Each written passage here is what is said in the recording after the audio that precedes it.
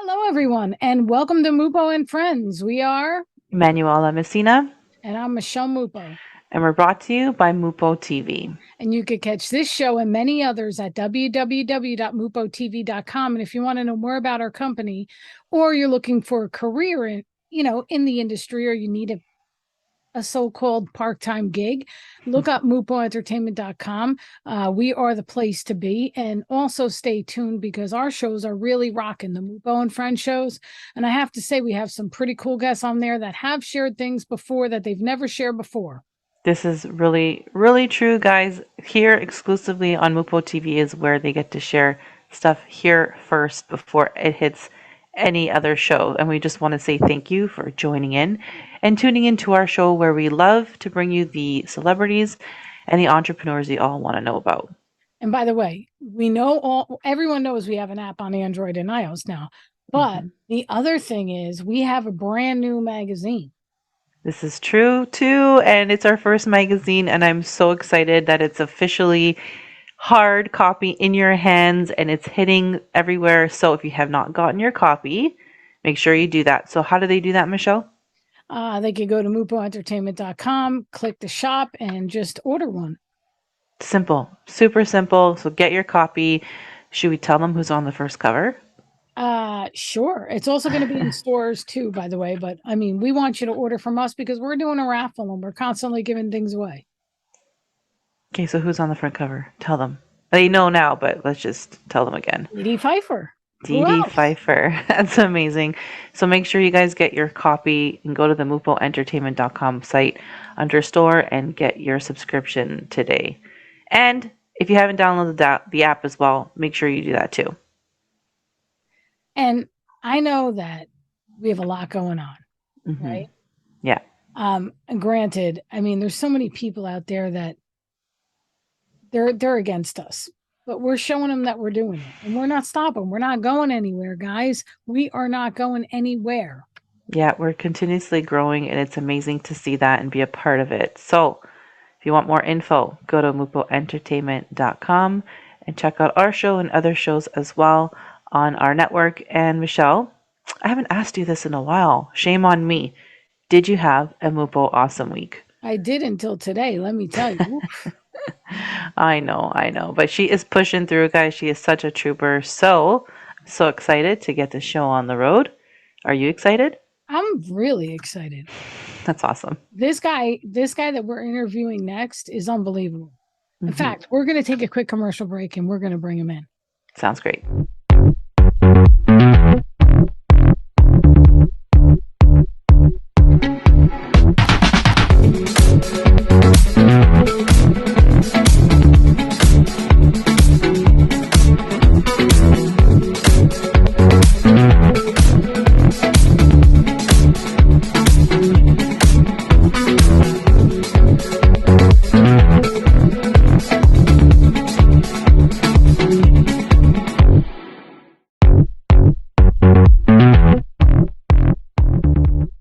Hello, everyone, and welcome back to Mupo and Friends. Our special guest today is an actor, educator, author, and recording artist.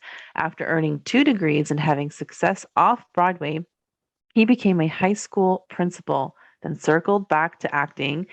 He's had major roles in over 150 movies and TV shows, from Russian Doll, The Marvelous Miss Maisel, to After Class and Tango Shalom, for which he received Best Supporting Actor nominations. Recently adding another medium to his incredible resume, he's recorded his first single, Malibu Baby. Please welcome Bern Cohen. Hello, Bern. Welcome, and Hi, how are Bern. you? Hiya. Excited to have you on. You're so seasoned. And what made you decide to actually return into acting after, retiring as a principal? Well, I was an actor first. I went to college actually on a full scholarship for acting at Delphi and Columbia. And I was doing professional acting in summer stock while I was in high school. So that happened first. And I graduated college with all these degrees and went into acting until I had my second child and realism came to life.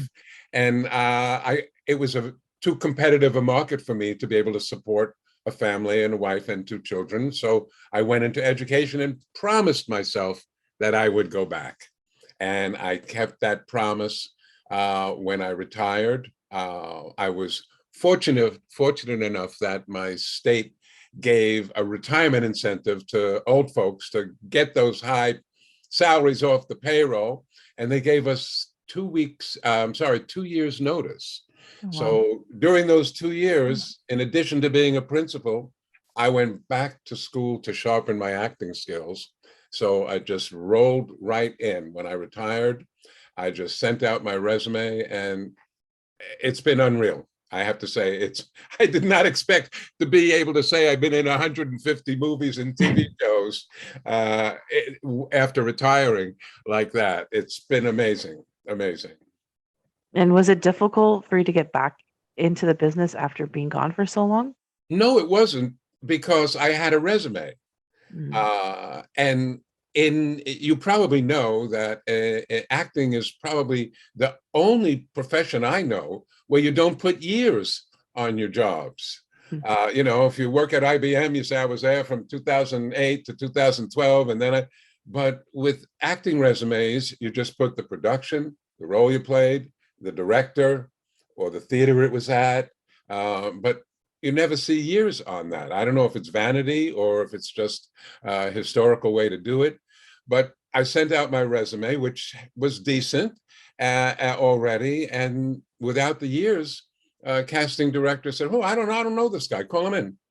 And having been fortunate enough to go to Penny Templeton's studio for those 2 years that I had been able to prep, I was able to bring them the chops that I needed. And like I say, it's been crazy. It's been absolutely crazy from the beginning to the most recent Russian Doll with Natasha Lyonne, her show that's been a big hit, which just knocks me over. I did not expect to be able to say I had 3 seasons on Mrs. Maisel, and I did.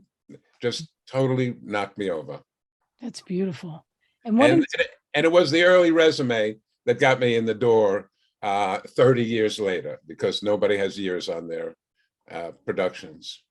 And what inspired you now to add music to your long list of accomplishments? I wrote this song. It came into my head. I don't know how or what. The song, I'm not a songwriter. Suddenly I was humming. I mean, I've done musicals. I've been in 4 New York musicals.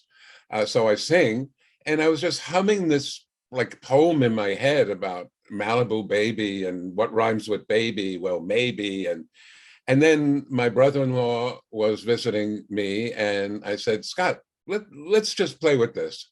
And he's a world-class level guitarist, and I'm a garage band level keyboardist. And so we just recorded it. And then I said, let's just play with it and put it on Facebook. Literally just the 2 of us. And I put it on Facebook. And then this guy saw it up in Vermont, who owns a recording studio. And he found a mutual contact. And he said, "How old is that guy?" He said, "He's old also, the recording studio owner." He said, "If he has a voice like that, I'm giving him free studio time to record that." I couldn't believe it. This guy gets $250 an hour to rent his studio, gives me a full day and a half of recording time that included an engineer and a bass player. And then my nephew is also a world-class drummer. He's Melissa Etheridge's drummer. Is it Kenny Arnoff? No, Ezra Oakland. Ah, wow. That's awesome. And so he actually produced the song for me, because I didn't know the first thing about that stuff. He said, "We're going to do probably about 13 different tracks." And I had no idea what he meant even when he said that, until I got in the studio, and he said, "Okay, now we're going to do track number 1. It's just drums." I said, "Just drums?" He said, "Yo, you have to sing the song, and the guy will play the drums with you." Okay. And that's how it went. I just did whatever they told me. And I sang with the drums, then I sang with the guitar, then I sang with the bass, then I sang with two other guitars. And it was a long, like 12 hours, 2 days. And it sounded so great, but it didn't sound like me. It sounded a little bit country. And so I said, we need to make it funky. So the only thing I really had to pay for was horns. As Ezra said, I can bring in 3 horns, but you're going to have to pay him. I said, after all, I've gotten support for nothing. Of course, I'll pay for those horn players. And that's how it happened. Just, I didn't expect it. I didn't plan for it. I'm in my 70s. Who decides to have their first record in their 70s? It just evolved like that, organically. And I have to say, I like it. It's people like it. It's really been very well received. We have a video coming out probably in about an hour. I was hoping to show it to you now, but we had some problems overnight with the uploading. But it's gotten really great reviews. So people write, "Oh, it's music the way music used to be when I was young." That kind of thing. So you know what we could do? We could actually put it in there. We'll get someone to put it in for the commercial. If I get it. Yeah, just send it to us. Yeah, that would be great. Terrific. So that's how it happened. It was just totally unplanned. I said, Scott, let's play with this. And when we put it on Facebook, and then this guy, and then in addition to getting the studio support, I get a phone call from a guy I haven't heard from in 50 years. I'm old enough to say that number. A high school friend, okay? And I look at my phone and I said, no, this can't be from high school. And it was. And he calls me up. He said, I saw your video on Facebook. I want you to know if you ever record it, I own a company that's one of only 10 companies in the country that's mass producing vinyl. And I'll do the vinyl for you just as a gift from high school. Wow. So always people are giving me all this crazy support. So it's been a hoot. It's been a hoot. That's beautiful. That's so nice. So I want to know, what makes a project attractive to you? What major project? What makes a project attractive to you? To me, it has to let me inhabit a different character than who I am. Mm-hmm. Like there's a show on Netflix called Gravesend. It's a gangster show about a neighborhood in Brooklyn. They had a great first season, and I play a hitman in that. Look at this. You never think of me as a hitman. And I have 3 accomplices wherever I go. I just have to point at who I want beat up because I'm too old to hit, really. So, that kind of role, and anything where it's totally not me, those are the most, like even Mrs. Maisel.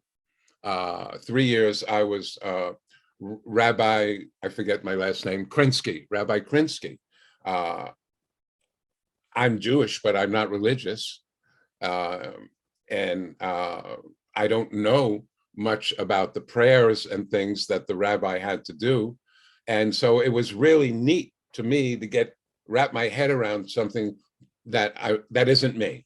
That's what attracts me. One more example that I thought was going to be controversial. I play an older gay man. Obviously, I'm old, so he's older, who doesn't want to give up his leather. He doesn't want to give up his youth. And it got awards all over the world. It's called the Last Leatherman. And I'm not gay, but I was able to wrap my head and inhabit this guy who basically it wasn't about gay, it was about giving up your youth. Giving up leather was really stylish in the gay community during the 80s and a little bit of the 90s. Well, this guy still walks around in his full leather gear, because he just can't give up his youth. It's more about that. But again, gay man, rabbi, criminal, hitman, those things that are not me. You know, I did have to play a high school principal in a couple of movies, and you know, that wasn't too much of a stretch. But also doctors. I like the doctor roles that I get. I was recently Fran Drescher's doctor in a movie called After Class. Nice. Which Cool. and she doesn't talk like you think she talks. Now, but you get casted as a rabbi often. Why do you think that? My face. You know, and you know, people say, well, are you worried about typecasting? Typecasting is a phrase that's outside of the profession. Inside the profession, we call it getting work. And so I don't mind probably 25 to 30% of my roles are rabbi roles. And I tell my friends, I'll rabbi all the way to the bank. You know, it's acting and it's fun. I love it. Yeah. That's how it's been. Oh, the other thing, in addition to my eye, I chipped a tooth yesterday. Oh, wow. So I'm lifting with you. Oh, I have an appointment Thursday to get that fixed. But yeah, a lot of rabbi roles, and I'm not that familiar with the religion or the prayers, and that's usually not important. Like with Jesse Eisenberg, I play his rabbi in a movie called Holy Rollers, and it's more about me trying to convince him not to be a drug dealer.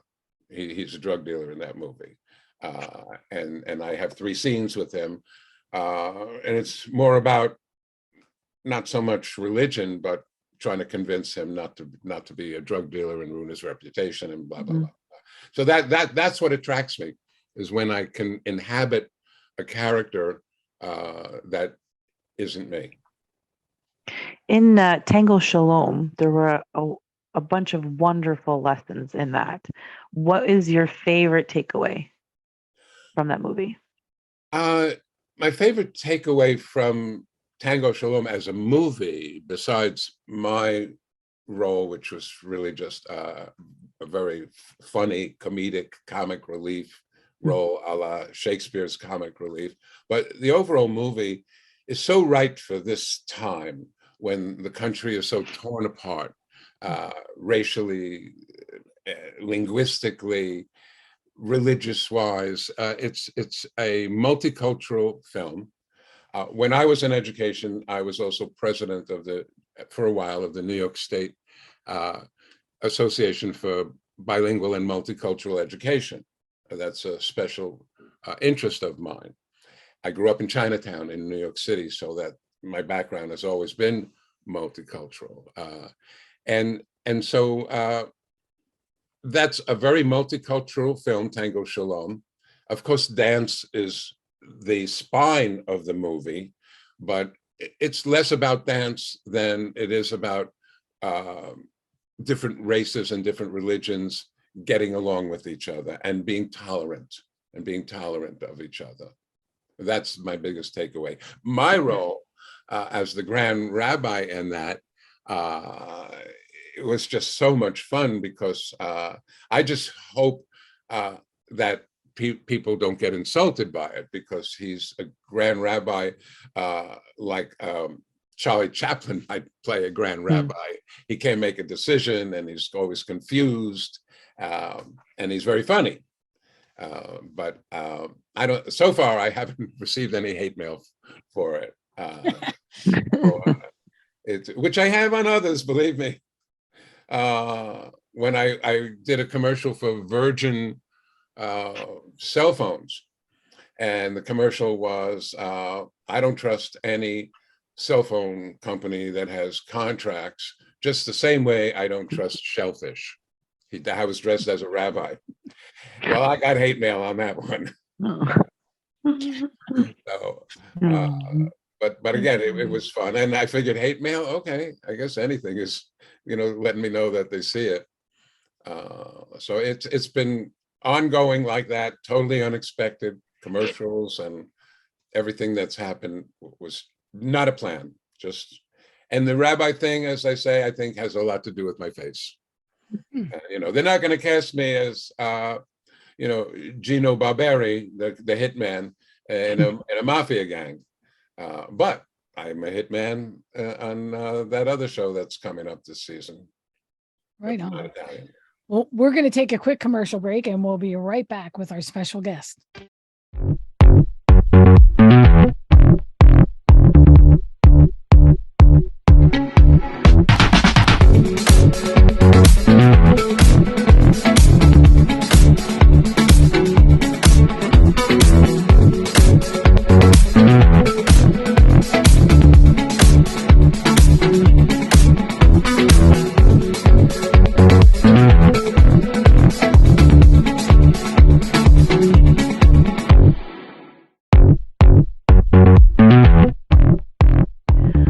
And we are back on Mupo and Friends with our special guest, Bern Cohen. And Bern, of the great talent you've worked with, who impressed you the most? Sean Penn. Really? Sean Penn, yes. I had, when I was in education, I told you my multicultural work was important to me, and I was very involved with the Haitian community where I live. And the local Haitian community became actually the national leadership in this country. And I mentioned to one of the leaders of that group that I was going to be working with Sean Penn, because Sean, I had read in the Haitian newspapers, had invested millions of dollars in Haiti to rebuild several villages after a hurricane destroyed them about 10 years ago. Oh, God bless. And so I just wanted them to know I was going to work with him. And then we had a break during the shooting, and I went over to him, and I said, I'd like to speak with you for a moment. And he said, sure. And I said, I want to convey the thank you from the Haitian American Cultural Organization. And I gave the names, and he started crying. He said, thank you so much. He said, all I'm getting from the press is, oh, Sean Penn is doing this to show off, and the Sean Penn is doing this, to make publicity from it. He said, he told me I moved there full time for 6 months. I oversaw the rebuilding of these all of which I knew from reading the Haitian papers. Right. Wow. And he just said, please, and he was crying through all this, and please thank them, please thank them. And then he invited me to have lunch with him. There's 100 people on the set, and he invited me to have lunch with him alone, so we could continue talking about Haiti. And it just impressed me so much about how sincere and real compared to his reputation, as a bad boy. And while we were eating lunch, the chef walked by, and he complimented the chef on the fish that we were eating. And the chef says, well, Mr. Penn, how about I give you a lesson on cooking trout? Come over here. And so I ended up getting a lesson on cooking trout because I was with him. And it was, and then we spent that evening also. There was a party because it was the closing day of the shoot. I was really impressed with him as a person.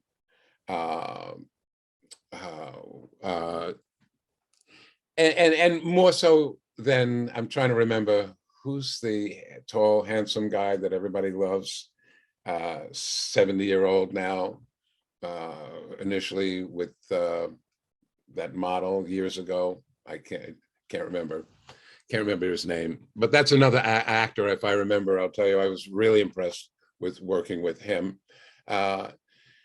In terms of the actual professional work, Lena Olin, she is, she was the most authentic person I ever acted with in my life. When they said action and she did her first line, it was so authentic that I said to myself, oh my God, she didn't hear the director say action. And she's just having this conversation with me, until I realized that that was her first line. That's how I was so impressed. Wow. Jesse Eisenberg, authentic. That's the key, is not to look like you're acting. And I learned so much from working with Jesse early on in my career. And you know, he was only about 90 years younger than I, but I learned so much about being authentic from Jesse. Been fantastic. Awesome. And so what is the toughest and most rewarding about doing a one-man show, Abby? Whoa. I memorized a 72-page script. That's impressive. And I was already old, so it was really an accomplishment. 72-page script. And we ran for several months in New York City. It was an amazing experience because we found a theater. I didn't want to do it in the theater district. I wanted to do it on the Upper West Side of Manhattan, because that was Abby's neighborhood where he lived, and it's just the more revolutionary neighborhood of Manhattan. And we found an old church that was no longer a church, that was trying to transform into a theater. And we did that. They emptied the sanctuary and put in theater seats. It was amazing experience. And what was also amazing was that although Abby committed suicide at age 59, that's the age I played him at. I played him at his age 59. Didn't want to try to be silly and do him during his most popular years in his 30s. But his wife was still alive. He killed himself at 59, but his wife was still alive. And she came opening night and addressed the audience after the show. And she came closing night and addressed the audience after the show. And it was very difficult for her, because some of the scenes showed him going crazy, losing it, going crazy, crawling into his motel room in Las Vegas so that the people who were on the other side of the mirror couldn't see him. Wow. Scenes like that. And she sat through that. And all of this hero, I used his own. I took 3 of his books, and the script was all based on his writing. If there were 10,000 lines in that, then 9,900 were from his books. Wow. Maybe just the introduction when I walked out on stage, maybe that, just to capture the audience, was the only time it wasn't his writing. And sometimes it got weird because some of the 60s revolutionaries, many of them are still around, and some of them might not be as well emotionally as you'd like to see them in a theater audience, and they got caught up in my presentation. And some of these elderly 60s revolutionaries would start yelling from the audience, "Yes, Abby, that's it. Tell him." And I had to deal with that. You know, I couldn't ignore it. Everybody in the audience is turning around, looking at. I had to make believe they were part of the show, you know, and just do that. It was quite an experience. Now, do you see more stage work ahead of you? No, I don't. My last show I did about 7 or 8 years ago. And I announced during the last week of that run that this was going to be my terminal show. I know that sounds a horrible word, but that's what we call it if you're not going to do it anymore. Because I can't handle getting home at 2:00 every morning. Oh, it's a tough life. I know. I'm sorry? It's a tough life.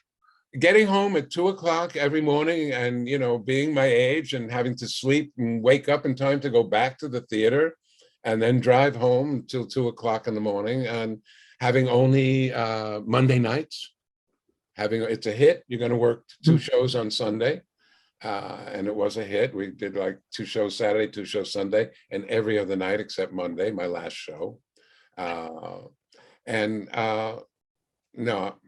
I'm having too much fun doing the TV and movies to get into that grind. It is a grind. And God bless those who do it. I did it. Been there, done that kind of thing. And can you tell us about the investigation you wrote about in Behind the Schoolhouse of Doors? When I was a high school principal, at some point, I realized that my boss, the school superintendent, was in love with one of my students. Oh boy. Yes, and that's my boss, 54-year-old man with long married, had 3 adult children and a happy wife, and fell in love with a 12-year-old boy. Before the boy came to my school, fell in love with him while he was in middle school. And I heard about it, and I called the middle school principal. I said, I know this has to just be a rumor, but what's going on? And the middle school principal said, I really think that he's in love with this kid because he takes him out of the building and not supposed to. And I said, what are you going to do? He said, I can't do anything. He's my boss. I said, well, my friend, if you don't do anything, that boy's going to be in my school next year, and I'm going to do something, and people are going to want to know why you didn't. And the boy came to my school, and I saw that my boss, the superintendent, was trying to sneak him out of the building, and I had my security stop him. I had to stop my boss from sneaking the boy out of the building. Wow. Holy cow. And then it got worse. Then I would see him sneaking into my school, the superintendent, just to be with the boy. And it's a long story, but that's what Behind the Schoolhouse Doors is about. It's all about how we caught him. We did catch him. We finally caught him and put him in jail. And he served 5.5 years. That's it? Well, the boy was, 12, 13, 14 years old. If he was younger, he probably would have gotten more time. I'm not excusing the courts. That's just the result that they said. Yeah. And also they fired me because I reported what I thought was happening. I went to my supervisor, who was the assistant superintendent, and I said, I think our boss is having sex and is in love with this student of mine. And everybody ignored me because they thought that would be crazy. Nobody would do that, ruin their career as a superintendent. And so finally, I went to the school board itself and reported him, the president of the school board. And so they fired me for trying to interfere with the smooth operations, et cetera, et cetera. Wow. But see, the schools are corrupt too. Fortunately, the only people who believed me were the police. The police believed me. I went to the police, told them everything, and they believed. Of course, NYPD, right? No. No. I had left the city. Middletown High School, 45 minutes to an hour north of the city, was identified as one of the 3 worst high schools in New York State at that time. Wow. And I loved that challenge. It was, 48% of eligible for free lunch, poverty. It had everything against it. I wanted that job. So I left the city. I left New York City after a long career there and went to Middletown. And that's where the superintendent was, in Middletown. And the police believed me, the Middletown police, two detectives particularly. They investigated. The boy wouldn't disclose, he wouldn't disclose because he was embarrassed.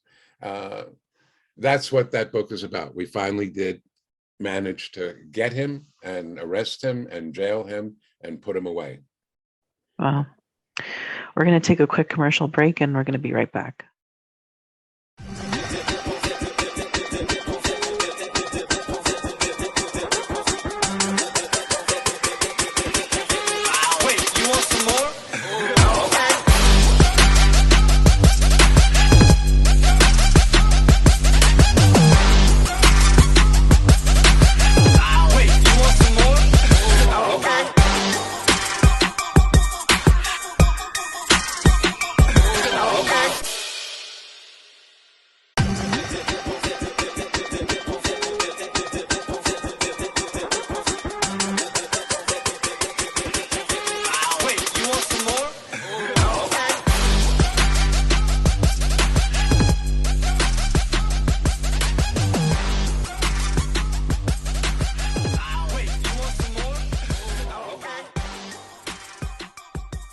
back. And being a native New Yorker, do you feel the city will be back, to its former glory in the future?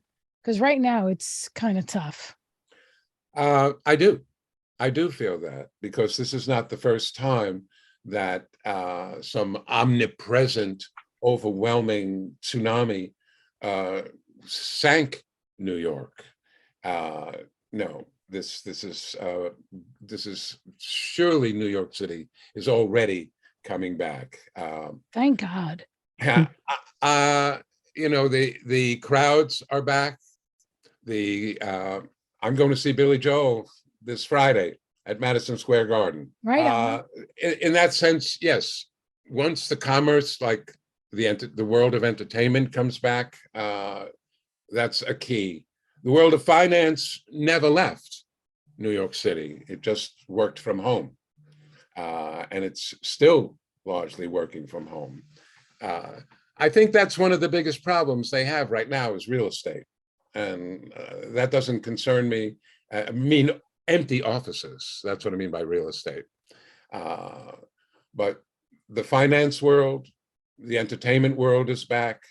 I think New York City definitely is on its way to shine again. You can't go any place on the weekend now without seeing the difference between how it was as recent as 4 or 5 months ago. Right, right. 4 or 5 Jersey's getting that way too. It was so reminiscent of the World Trade Center attack.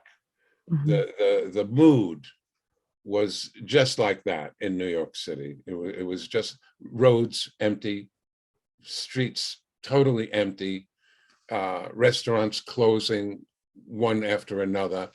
The same thing, the same kind of institutionalized depression, if that's a phrase, that overpowered New York after 9/11. And we bounced back. We bounced back. It took some extra effort. It took some extra effort from the people in Lower Manhattan, but Tribeca is better than it ever was. And so I expect the same to happen here. The same to happen here. There will be unfortunate victims, as there was from 9/11. Yeah. There will be people who don't recover, but by and large, the city itself will recover. And what has been your greatest personal achievement so far? I think my greatest personal achievement was Middletown High School. Middletown High School. When I went there to interview and I walked in the front door, it smelled like I had walked into a pot party on the Lower East Side of Manhattan. And this was a high school. There was a men's room, a boys' room about 30 feet from the front door, and you could just smell drugs coming out as soon as you walk in the door. Wow. On my second night there, my second day there, I asked the head custodian, to remove the doors of all the restrooms, all the boys and girls rooms. You can't see in, they make it so you walk in like this, so it's not, no privacy is lost. And he said, okay, I'll put in a work order. It's going to take about 6 weeks before I get to that. I knew if I got the doors off, the marijuana smoking would stop. People would feel intimidated. So 6 weeks that night, I convinced my head of security, Randy, to stay late with me, and I brought tools. The next morning, there were no doors on the boys and girls rooms. It took literally 5 minutes to take down a door, bang, bang, bang, bang, bang. We're out, the doors down. Our biggest concern was, what are we going to do with all these doors? Now we have a bunch of doors. What are we going to do with them? And that was the hardest part, carrying Bring them them. to wood shop. Carrying them down to the shop. Exactly. Carried them down to the shop. And the next morning, what happened to the doors? Well, we took them off so people would stop smoking dope in the school. Mm. You're going to go smoke dope? Fine. Do it in your house. Do it outside, but not in my school anymore.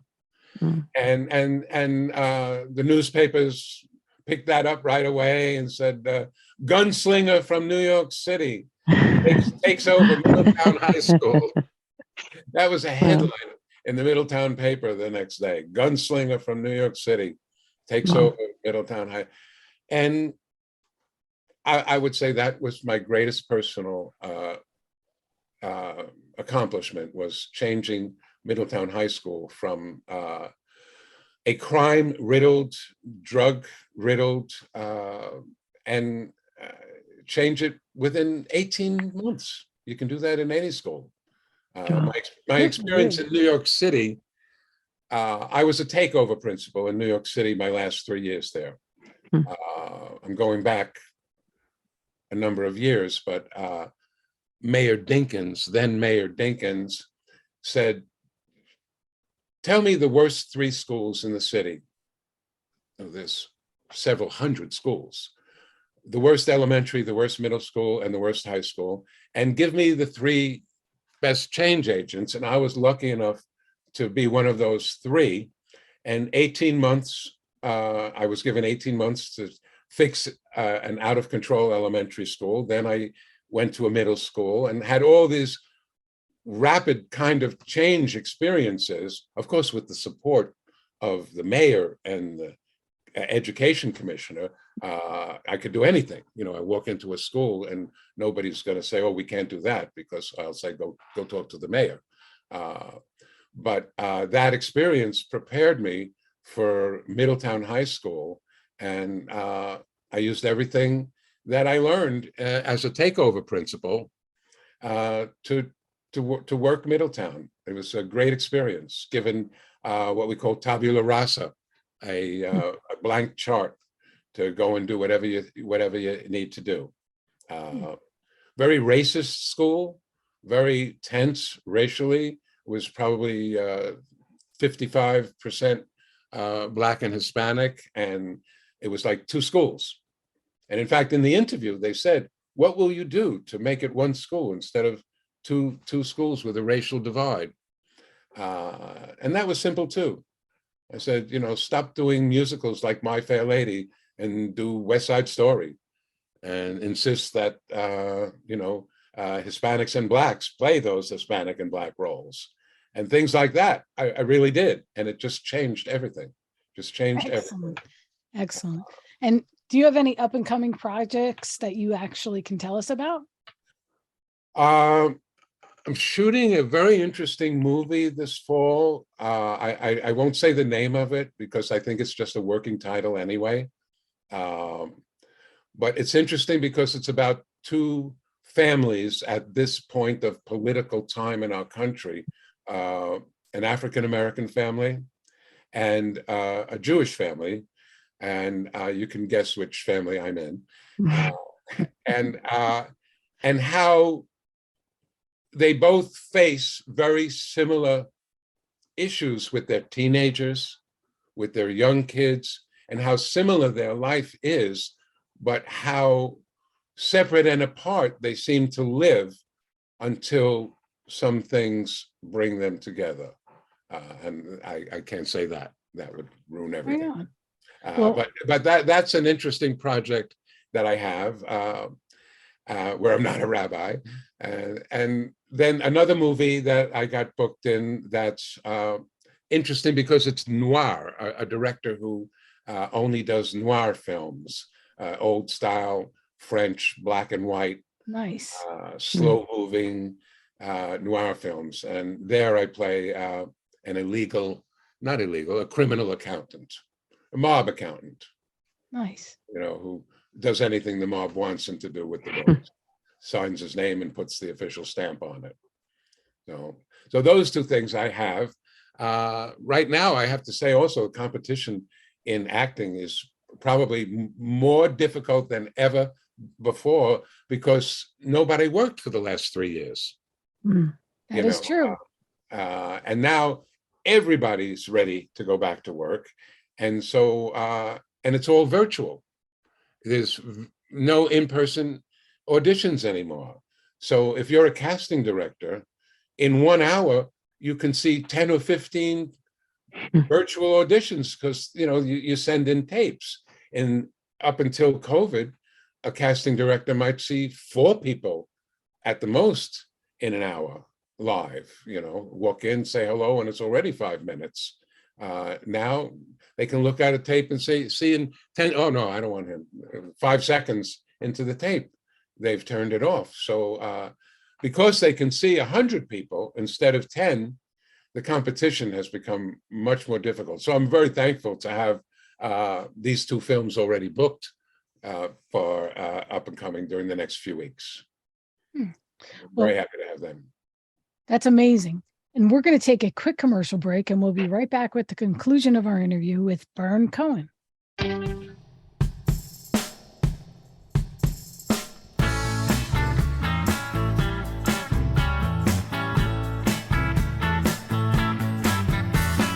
Malibu baby, and I don't need maybe. Could we hang out together for a while? I could really learn to dig your style and make it mine.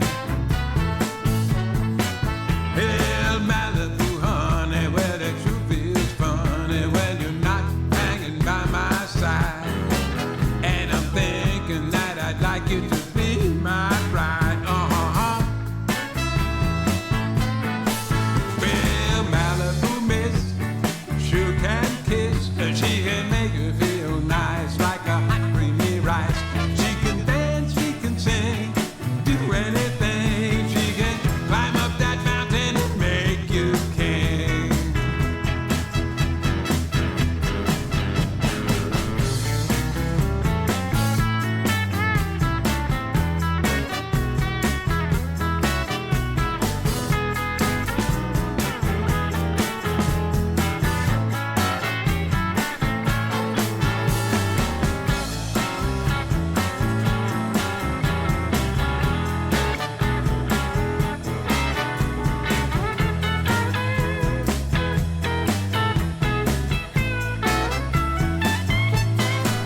Well, Malibu miss, sure can kiss. She can make you feel nice like a hot creamy rice.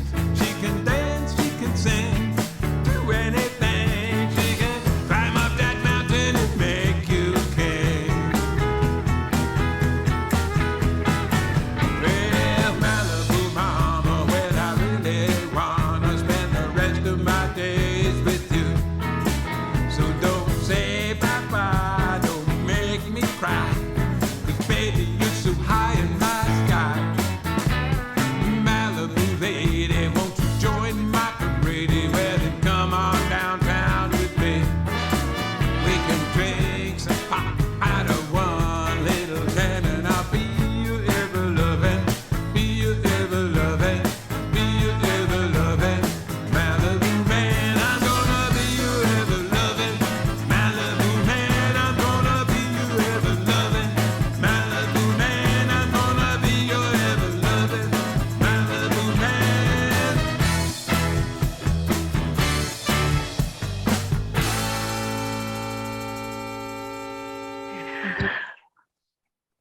And we're back on Mupo and Friends with Bern Cohen. And before we wrap things up here, we have one last question. If you could be remembered for one thing, what would it be? If I could be remembered for one thing, it would be for my family. Hmm. And what I mean by that is I have 2 Asian American grandchildren. Kai is 7, Violet is 5, and I have 1 African American grandchild. That's important. That's beautiful. That is beautiful.